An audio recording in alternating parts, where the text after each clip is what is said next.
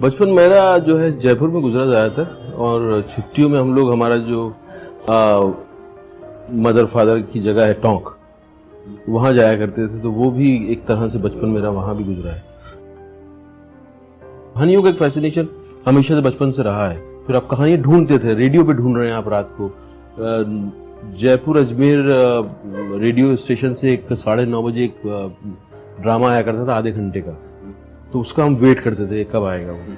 और उसके बाद कभी रात को 11 साढ़े 11 बजे कहीं BBC वगैरह कहीं लग गया और वहाँ की कुछ स्टोरीज अगर आप ड्रामा लग गया तो मतलब बिल्कुल चुंबक की तरह चिपक जाते थे हम लोग रेडियो से। लेकिन कभी सोचा नहीं था कि आप इस फील्ड में आएंगे या एक्सप्लोर करेंगे।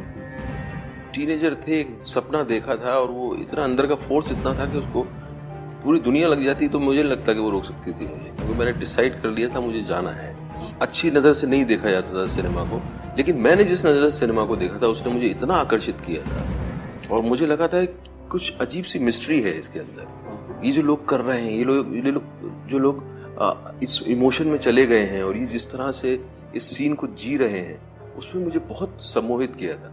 और मुझे फिर अपना जब गोल दिख गया तो फिर कोई भी रोकने की कोशिश करे। मेरी माँ ने बहुत कोशिश की रोकने की। उन्होंने ये भी कहा कि तुम चले जाओ लेकिन शादी करके चले जाओ, शादी कर लो, निकाह कर लो, फिर चले जाओ। मैंने कहा कि मैं नहीं कर पाऊँगा, मैं इस वक्त अपना जो है अटेंशन बांट नहीं सकता, क्योंकि मुझे मेरे अंदर बहुत एंग्जाइटी थी सीखने की और मुझे पता नहीं था कि मैं सीख पाऊंगा कि नहीं। मैं देख रहा था बड़े बड़े एक्टर्स को और मैं अपने आप को देख रहा था। मुझे लग रहा था कि मेरा बहुत लंबा जर्नी है वहाँ तक पहुँचने के लिए, कि मैं ये क्राफ्ट सीख पाऊंगा या नहीं। तो उसका इतना ज़्यादा अंदर से प्रेशर था कि मैं उसको बांट नहीं सकता था कि मैं कब ऐसा काम करूँगा कि मुझे अपने आप को देख के अच्छा लगे। और मेरा जो है पर्सनल टेम्परामेंट भी उसमें कहीं ना कहीं उसका हाथ है कि मैं बात करके लोगों को बहुत ज़्यादा मुतासर नहीं कर सकता। मैंने शुरू में कोशिश की, क्योंकि छटपटाहट थी बहुत के सिनेमा में मिले काम, तो मैंने मिलने की कोशिश की। और जिस तरह से एक तरीका है मिलने का कि फ़ोटोग्राफ्स वगैरह वो जो लेके जाते हैं, वो सब करने की कोशिश की। और करने के बाद एहसास हुआ कि जो मैंने अभी एक्ट किया है, जो मैं अभी मिलने गया था, उसका कहीं ना कहीं आप सेंस भी कर पाते ना कि वो मुझे लग रहा था कि ये असर जो है उल्टा हो रहा है। एक्चुअली मैं किसी को मुतासिर करने आया हूँ, उसने शायद इस मीटिंग के बाद अब वो कभी मुझसे मेरे साथ काम नहीं करेगा। हार का कभी सेंस उस तरह से नहीं होता था।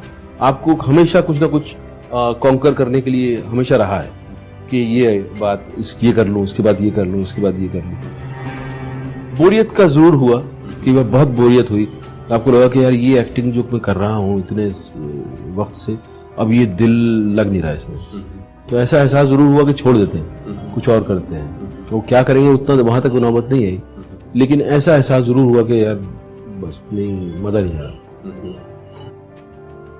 बहुत सारी फिल्में हैं जिनमें आपने अलग अलग वजहों से काम कर लिया था, वो करने के बाद पता चला कि ये जो है गलत स्टेप था। और वो एक्सपेरिमेंटेशन अगर आपको करना है तो उससे गुजरना होगा। हर जॉब जो है वो इस तरह से डिवाइडेड है कि आप इसका इस्तेमाल करके आप सिर्फ अपना सिक्योरिटी पूरी करना चाहते हैं, या ये जो है जो आप काम कर रहे हैं इस काम में आपका अपना पर्सनल कनेक्शन है इससे कि नहीं। तो वो कंस्ट्रेंट और वो उस तरह का डिवाइड आई थिंक हर काम में है। मैं कहानियों को ढूंढता रहता हूँ, काश ऐसा हो कहानियाँ मुझे ढूंढे, तो मेरा कहानी मेरा रिलीजन है। जब तक मैं कहानियाँ सुना रहा हूँ और मेरे कहानी की तलाश तो मेरी जारी है। ऐसा नहीं है कि मेरे पास बहुत से कहानी सुनाने वाले हैं, क्योंकि मैं तो सुना नहीं सकता, मैं तो उसमें पार्ट हूँ, उस मशीनरी का पूरा एक पुर्जा हूँ। मुझे डिपेंड करना पड़ेगा कहानी